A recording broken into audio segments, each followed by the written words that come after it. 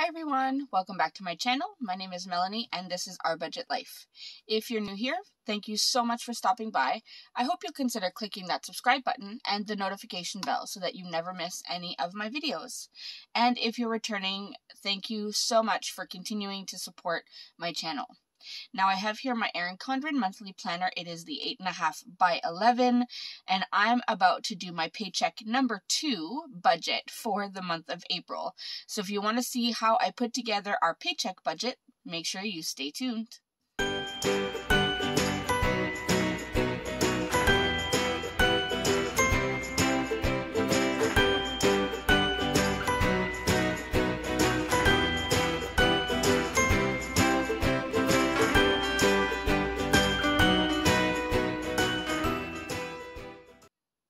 Alright, so as I said, I am going to be setting up our paycheck budget number 2 for the month of April. Now, we already have our first paycheck here. We're not quite done adding everything up because we're not done this pay period yet, but I do want to go ahead and set up our second pay period so that it's all ready to go. I do have my sticker sheet. This is available in my Etsy shop. This is specifically for the 8.5 by 11, but I also have them available for the 7 by 9 planners. And I'm going to go ahead and lay this down. And then we'll be able to go through all of the bills that we have coming up during the second pay period. And then see what we have going on after that. Now, the great thing about April is that it is a 3 payday month. So that means this is my second paycheck and I will still get one more paycheck at the end of this month. So I love months like these. It makes it so much easier to get caught up on bills. So I'm excited. All right, now I need 1 pay, 2 pay, other. I don't think I'm rolling over anything. So I will just put this here. And that should be enough room. And I'm going to use one of these thin washies. I just messed up my nail polish. I never wait long enough to let my nail polish dry. I am so impatient. I am not a fan of painting my nails. I only do it for the videos, to be honest. And I would like to get my nails professionally done so I don't have to paint them all the time. But I am also not a fan of having someone do my nails. I don't respond well, we'll say. I know it's a really long story that I would probably have to tell you another time. But I don't do well with other people doing my nails. I got them done for my wedding, for my sister's wedding, and I think there was one other time that I got it done. And the thought of doing it again makes me really nervous, so. But I don't have to worry about that right now because we are still on lockdown. We are on lockdown at least until the end of April. So even if I wanted to, I can't get my nails done. So I'm not too worried about that right now. Plus it saves money not having to get my nails done. Alright, the sheet is empty. So I'll put that away. And we have this. Now let me get my ruler and my black pen. We will add a few lines just to separate everything. Make it look a little bit more finished. Not that the lines really matter, but I find it helps. Just divide everything so it's easier to see. And 2 more lines. That one and this one. Alright, so we have all of our lines down. So now I'm going to go ahead. Let me zoom in just a little bit. Alright, so I get paid on Thursday. So this will be my main pay. My husband gets paid. This is his main pay, I should say, and that's why I'm writing number 1, because our pay number 2 is our part-time job. I do have other. My mom will probably be sending me the money that I need here. I don't have rollover and I don't have anything from Etsy right now, but I will put it down anyway. And then if it comes in, it comes in. So for myself, I am budgeting $1,900 as always. My husband, I'm budgeting $1,500. Other, I'm going to put the $60 from my mom, and Etsy, I will put a 0. Now, if you've seen my Etsy shop budgets, you'll see that I haven't been paying myself from my shop because I'm still having to purchase some equipment here and there.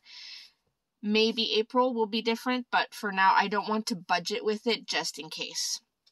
So let's go ahead and add this up. So we have 1,900 plus 1,500 plus 60, so that's $3,460 for total income. $3,460, and there was no rollover on this pay. I did quite a good job of spending all my money, and after the first paycheck, it is pretty well gone, so I won't be rolling over anything. All right, now, in terms of bills that are due, so this is where I like to go back to our monthly and look at what bills we have due. So this is the payday, so this will be Thursday the 15th. So I know I have all of these payments to make on payday, which is insane. So I have all of these payments. I have this on the 16th. I have my internet due on the 21st. Netflix on the 22nd, van insurance down here, and Amazon on the 28th, and that is all before our last paycheck of the month, which is April 29th. So I do have quite a bit I need to add in, so let's just go ahead and start writing this all in. If I can flip the pages. All right, so I'm going to use my monthly as a guide. I know I have...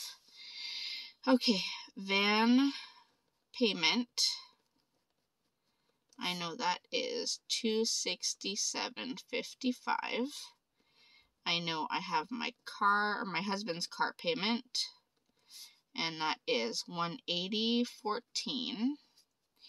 We have our RESPs, those are registered educational savings plans, and that is money we put away for our children to go away to university when they are old enough, and hopefully they won't need to get any student loans because we don't want them to start their life in too much debt. Then we have our home insurance, and that is $48.43. And we have Microsoft, and that is $12.43. So you see things are already adding up. I want to make sure I have everything there. Okay, so then on the next day after payday will be car insurance, and that is $661. Then we have one of our Amazon payments, and that one is $14.68. Then we have our internet, which will be due. So I have actually, I don't know if you noticed, but I have actually added internet on the calendar. I have finally set up an actual time, like an actual day to pay it. That way I don't have to fall behind. So that's why I put it here. So it will be paid on the 21st. Then we have our Netflix, which is for our family, and that is $18.99. And then we have our van insurance, and that is $171.07. And then we have one more Amazon before our next payday, and that is $677.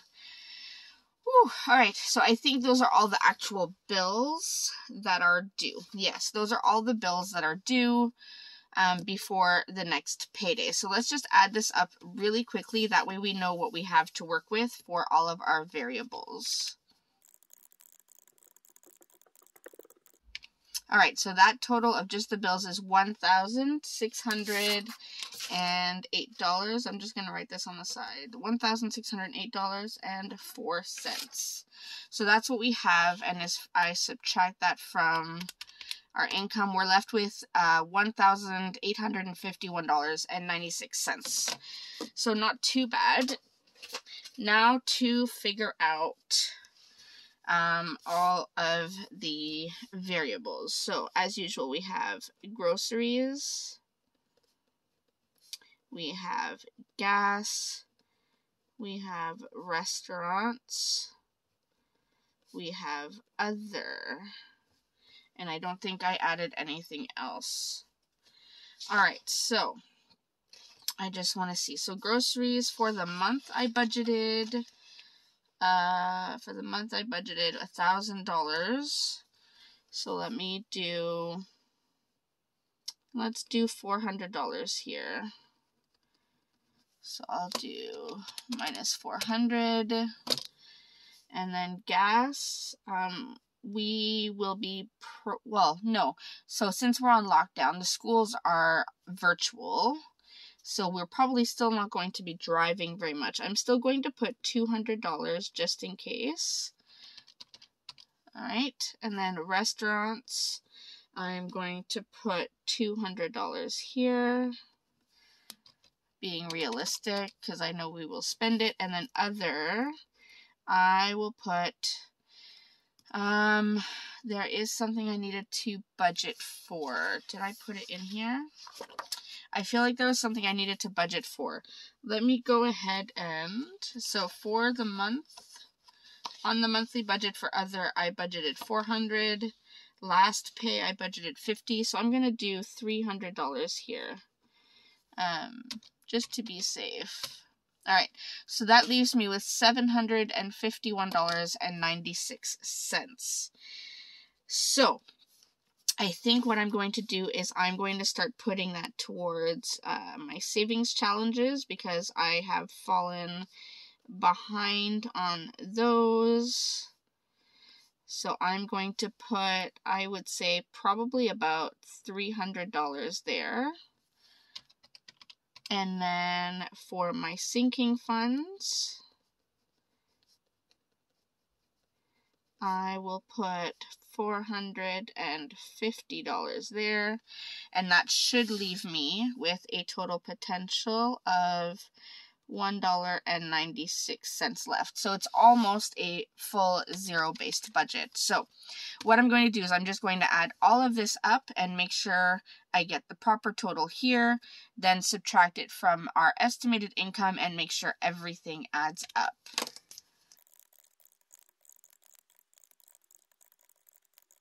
All right, so the total is $3,458.04. So plus 196, that brings us to the 3460. So we are matching our estimated income. So that is essentially it. That is how I do my paycheck budget. Let me zoom you out so you can see the whole sheet. All right, so this is how I do my paycheck budget. The important parts are to make sure you calculate your estimated income. I always aim a little low just to be safe. You put in all of your actual bills, everything that will for sure be coming out of your bank account or that you have to pay before your next payday. You write them all out with the amounts.